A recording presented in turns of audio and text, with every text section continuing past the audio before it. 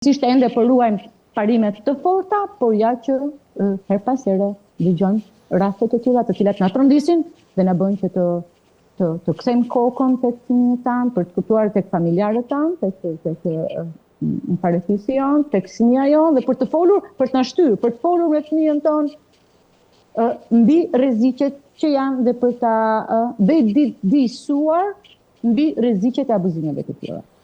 Shpresoj që mesazhi yt sensibilizues të dëgjohet sa më shumë. Unë falenderoj edhe një herë. Ju falenderoj juve. Ishim me psikologen klinike Rudina Koromani, folëm për rastin e rënd të Fierit, ku babai akuzohet se ka abuzuar me vajzën e vet 12 vjeçare shumë herët që prej 7 vitesh kur ajo ishte vetëm 5 vjeçe. Përpoqim që t'i japim një trajtim më klinik dhe më profesional asaj që është virale në të gjitha mediat dhe rrjetet sociale. Një shkëputje e shkurtër dhe rikthehemi.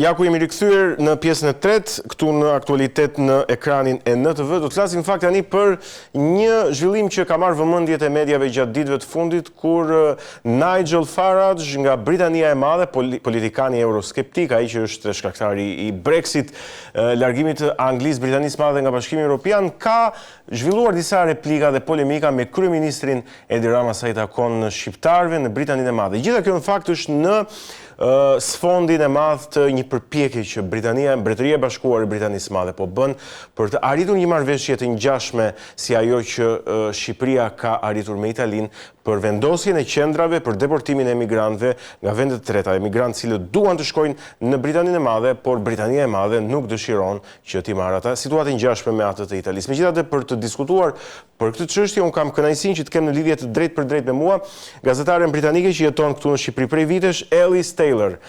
Alice, përshëndetje. Shumë faleminderit që jemi së bashku. Shumë faleminderit për ftesën.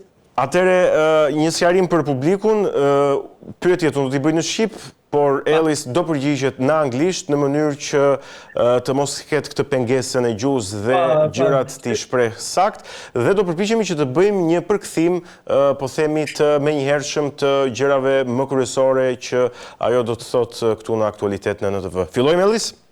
Po, jam gati. Okej, ajo që unë dua të kuptoj, nisur edhe nga debati midis Nigel Farage dhe kryeministrit Edi Rama në Twitter, kjo shkëmbimi i replikave, është situata aktuale në Britaninë e Madhe sa i takon, po themi, emigrantëve, një situatë e cila e çoi kryeministrin e Britanisë Madhe Keir Starmer në maj, dikun 15 maj, që të vizitonte Tiranën, kryeministri i parë britanik që vizitonte Shqipërinë në detyrë, dhe të kërkonte një marrëveshje për deportimin e emigrantëve.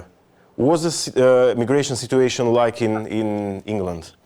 Well, let me start by saying the United Kingdom, Great Britain, invaded half of the world, made it its empire, enslaved people, stole whatever, and now they complain about people coming to their country, which I think is ridiculous, to say the least, and they make it very difficult for people to go there legally.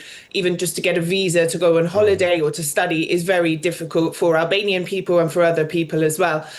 The situation with migration in the UK is no different from any other country, but migration is an issue which traditionally divides left from right. It is an issue which in many countries in Europe is used as a dog whistle to galvanize support for a party. So they pick on migration. They say, these people are going to come, they're going to steal your jobs and your women, and they're going to do lots of crime, and they're going to stop you speaking your language and celebrating Christmas, and we've got to keep them out. It's an easy enemy to create for people. Që të mundem dhe unë të përkthej, në fakt, ajo që Alice...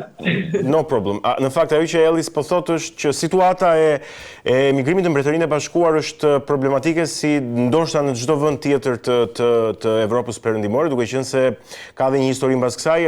Anglia ka pushtuar gjysmën e botës, kështu që detyrimisht shumë popull tashmë synojnë që të emigrojnë drejt asaj. Megjithatë, si çështje politike, Ellis po thotë që emigrimi është një çështje që galvanizon mbështetje politike dhe shumë parti politike, shumë forca politike, shumë njerëz që duan të grumbullojnë kapital politik i drejtohen çështjes së migracionit për të gjetur, po themi, mbështetje popullore. E përdorin politikisht apo jo? Kjo është ideja.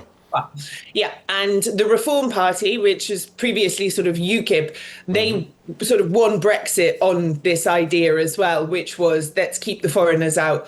The Conservative Party, which was in government before, when they were at their most unpopular in their history in the polls, they used immigration as a tool to try and win votes, and that's when they started picking on Albanians in 2022. So UKIP is Nigel Farage's party? Nigel Farage's party is Reform. Okay. Ellis po thotë që në pikën më të ulët të mbështetjes popullore për këtë partinë UKIP, që udhëhiqet nga ky personazhi Nigel Farage, kur konservatorët ishin në pushtet, pra partia konservatore britanike ishte në pushtet, ky ngriti çështjen e migracionit duke u fokusuar edhe tek shqiptarët në mënyrë që të rriste pa kuotat e veta politike. Am I right? Well, Okay. Now, is there a problem with migration? There's a problem with the system. The United Kingdom, like France, like Germany, like Italy, like Albania, is missing is missing workers, manual labor, tourism, hospitality, and even doctors, nurses, care. We are missing thousands of people to fill jobs. But the systems in place, the visa systems, the immigration systems are very difficult, expensive, long. The system is broken. And this creates a situation where illegal migrants are more common. Is it an issue in the UK? Yes, there is an issue with migration, like in every other country. But this is also a problem of the institutions and the legal framework. And then politicians take advantage of this situation to get more votes and to be popular. Çështja është e tillë, sipas Ellis, që vështirësia në sistemin e vizave për të shkuar në Mbretërinë e Bashkuar, duke qenë se tashmë ka dalë dhe nga Bashkimi Evropian, apo jo, dhe mungesat e mëdha në tregun e punës për profesionistë të fushave të ndryshme, për ndërtues, për ndoshta infermier, etj, pra situatat e ngjashme që ne shqiptarët i kemi parë, ka prodhuar pra migracionin e paligjshëm në Mbretërinë e Bashkuar. Kjo është ideja pra. This is my thought. The language which is used against Albanians now in the UK over the last few years is one that has been used against Bulgarians, Romanians, Polish, Arabs. It depends who is the victim of the day over the years. So I don't think it's personal against Albanians. It's just a tool.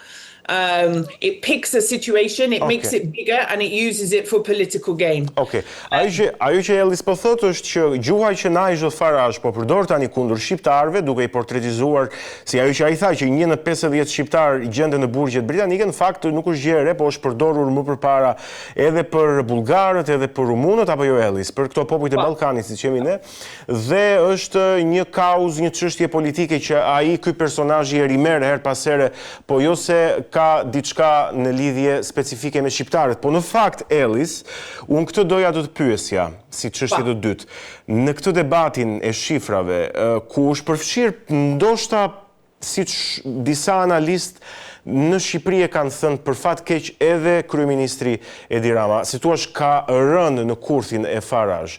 Nëse Farage thot 1 në 50 shqiptar, kryeministri Rama thot një shifër më të rrallë në fakt. Po kush është e vërteta në këto shifrat e shqiptarëve? Të paktën nga informacionet që mund të kesh ti nga Mbretëria e Bashkuara. Është Farage apo zoti Rama në qëndrimet e veta? Kush është më pranë të vërtetës? I don't want to say that I'm siding with Rama or with Farage, but I will tell you, in October 2024, the Financial Times published an article with these figures. We fact-checked the figures, they didn't add up. We contacted the Financial Times for clarification. They did not respond to any inquiries from me, from legal professionals. They sort of, and even in the article from the Financial Times where these figures came from, they say the 53,000, the number is actually likely to be higher. So even the original source of the data admits that the number could be higher. The number, we don't know. Could it So be the original source of this number, which takes Farage, is from the Financial Times, you mean? They quoted a survey, but then they didn't provide any original data sets. They refused to do so. And in the article, they even admitted that the number of Albanians in the UK could be much higher. The problem with the data is that it doesn't... So which is the number they provided in it was this around source? 53,000, something like this. 53,000 in average. Around, let's say, 53,000, the same numbers that they are quoting. Okay. But it doesn't account for Albanians who have Greek passports, Italian passports, Okay. Kosovo passports, Yes. American passport, you know? It doesn't specify this, which is a big problem because many of the Albanians who've been in the UK since the 90s have other passports, you know? So the number is going to be a lot higher. The other main issue is that and I've asked Mr. Farage for this and he hasn't provided it, he hasn't replied. How many of those You have people asked him. You personally have asked him? I sent detailed questions. Okay.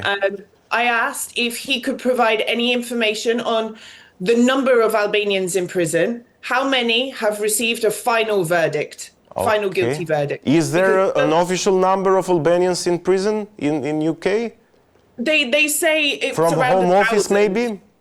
They say it's around 1,000, but it doesn't say, is that final decisions? Is that pre-trial detention? Is that people awaiting trial? Oh, yes. Do they have a guilty verdict? Also, I asked for a breakdown of the crimes. So which are violent crimes, which are tax evasion, which are immigration related offences. Because then we can look at the immigration offences and say, well, is this part of a broken system, etc. You know, this data is not correct. It's incomplete. So, Without so having again, complete please, data. could you tell me which is this number because I didn't, I don't recall it. I don't Around 1,000, you mean? Yeah, he said, I'd have to find the tweet. It was Okay, 53,000. you find it, I translate. You find it, I translate. So, It was... ajo se çfarë Ellis po thot që Nigel Farage dhe politikanët të cilët janë euroskeptik edhe kundër imigrantëve i referojnë në fakt një shkrimi të Financial Times diku, which year was that Financial Times article? Last year, Last year. October Një shkrimi, 2024. yes, një shkrimi të, po themi, të vitit kaluar të Financial Times ku thuhej që numri i shqiptarëve në Mbretërinë e Bashkuar mund të jetë diku rreth 50,000, 53,000, 53,000, no? 53,000. 53 so he said 53 Albanian citizens live in the UK. This is not correct. Of whom 1,099 are in prison. Okay. But it doesn't say Exact. Yes, if yes. they're guilty. Yes, ideja është kjo që shkrimi i Financial Times thotë që diku rreth 53,000 shqiptar gjenden në Mbretërinë e Bashkuar dhe kjo është shifra të cilës si është referuar Farage apo dhe politikanë të tjerë, por çështja është që këtu nuk specifikohen shqiptarët që mund të kenë shkuar me dokumenta greke, shqiptarët që mund të kenë shkuar me dokumenta të vendeve të tjera të Bashkimit Evropian apo shqiptarët që mund të kenë shkuar me dokumenta amerikane apo me dokumenta, po themi, të Kosovës. Në kaq nga këta 53,000 shqiptar, Ellis thotë sipas shifrave në Mbretërinë e Bashkuar, të paktën ato që janë më pranë të qenies zyrtare ose të vërteta, rreth 1.099 gjenden në burg, por në faza të ndryshme të procesit të drejtësisë, ndoshta në paraburgim, ndoshta në proces gjykimi, duke përfshirë edhe të dënuarit me vendim të prerë.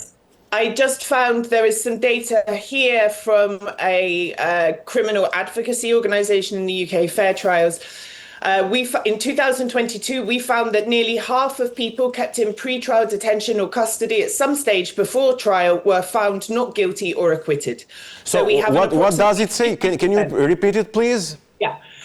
Nearly half of people who are kept in custody or pre-trial detention at some stage before their sentence or trial were either found not guilty or were acquitted. Kjo do të thotë që pothuajse gjysma e atyre që janë në hetim apo në gjykim shpallen të pafajshëm me vendim të formës së prerë në Mbretërinë e Bashkuar. And which is the source of this? This is fairtrials.org. They are a independent organization. Okay, një organizat, një OJF ka përshtypjen në Mbretërinë e Bashkuar apo jo, një OJQ e zakonshme. Okej, pra një shifër do me thënë se po thuaj se gjysma atyre cilët gjenden në proceset timi apo në proceset e gjykimit dalin të pafajshëm me vendim të formës së prerë. Okej, kjo është do me thënë se në fakt, Ellis, unë kam edhe një pyetje të fundit. Nigel Farage ka pranuar ftesën e kryeministrit Edi Rama për të vizituar Shqipërinë. Duket sikur ky debati mes tyre tashmë u shndrua në një bisedë miqësore, in a friendly relationship between the two, Nigel Farage and Edi Rama. A na sinjalizon kjo që ndoshta Shqipëria mundet në të ardhmen të bëjë marrëveshje me Mbretërinë e Bashkuar për qendrat e emigrantëve, njësoj siç ka bërë dhe me Italinë? Nuk po them që do të merret si vendim, sepse nuk kemi asnjë të dhënë që të dyshojmë për këtë gjë, por nga informacionet që ti mund të kesh. I don't think so. So I interviewed the British ambassador to Albania